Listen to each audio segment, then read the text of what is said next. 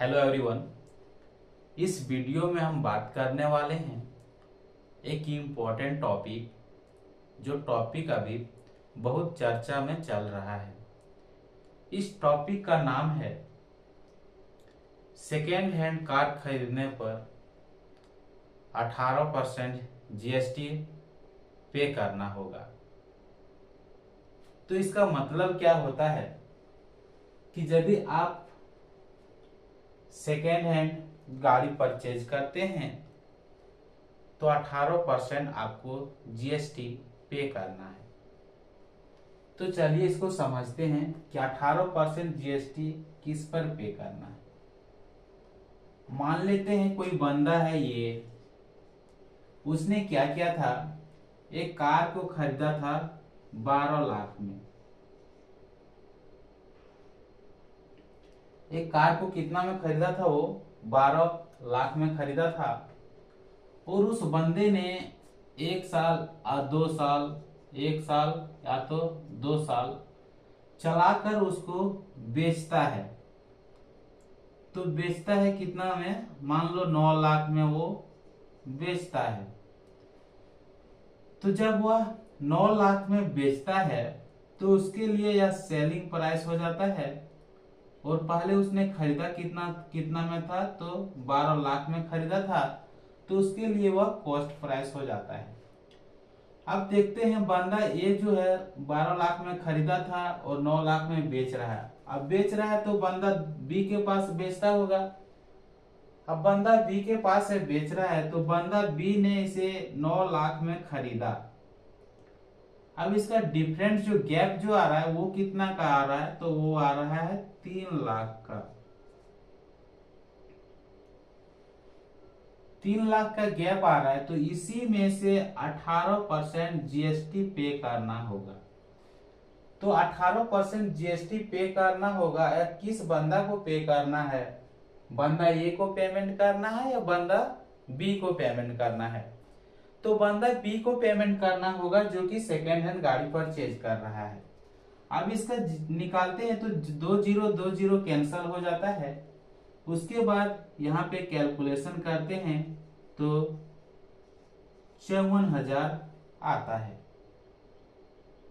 तो 54,000 जो से इस बंदा को जीएसटी पे करना होगा। अब यहाँ पे हम लोग समझते हैं तो टोटल उस बंदा को कितना पड़ जाएगा, यानी कि 9 लाख, यहाँ की 54,000 जीएसटी यहाँ पे पेमेंट करना पड़ेगा। तो उस बंदा को टोटल पड़ जाएगा, यानी कि 9,54,000 उस गाड़ी का प्राइस पड़ जाएगा। तो आप लोग कहेंगे कि यदि वह 9 लाख में परचेज कर रहा था तो 54,000 जीएसटी पेमेंट कर दिया तो क्या होगा?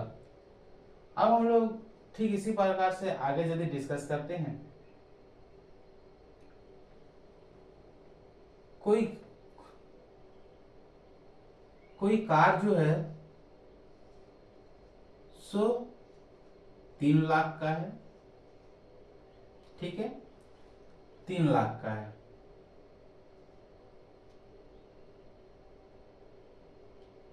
अब देखते हैं इसने जैसे कोई कार यानी कि कोई सा गाड़ी लिया था, 3 लाख में लिया था। अब इसने 1 साल चलाकर इसको कितना में बेच दिया? 3 लाख था तो 3 लाख तो कोई नहीं देगा ना। 1 साल चलाकर उसे ये 50,000 में बेच दिया। 50,000 में इसको यह बेच देता है, तो इसका सेलिंग प्राइस कितना हो जाता है? 50,000। अब यहां जब हम गैप का बात करते हैं तो गैप कितना आता है?